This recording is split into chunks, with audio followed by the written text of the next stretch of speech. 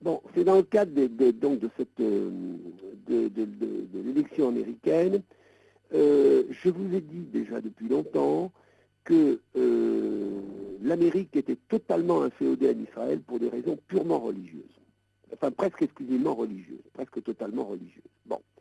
Alors, la victoire de monsieur McCain, ce serait une mauvaise chose, mais la victoire de M. Obama, vous savez, ça ne serait pas tellement différent. Et d'ailleurs, nous en avons la preuve avec son vice-président qui vient d'être désigné.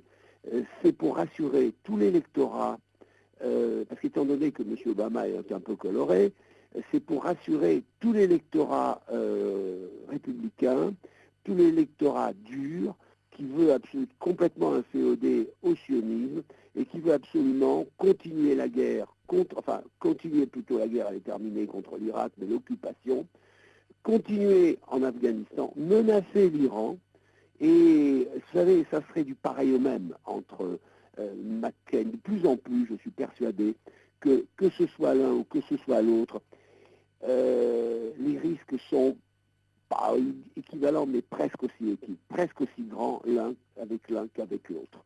Voilà, très résumé, parce que je ne peux pas parler très longtemps, que je pouvais dire sur cette... Alors, bon, son colistier, enfin, c'est pas son colistier, pardon, c'est le futur vice-président, il a voté pour la guerre en Irak, mais c'est très clair. C'est l'homme des gens, ce qu'on appelle un peu les faucons, avec quelques nuances.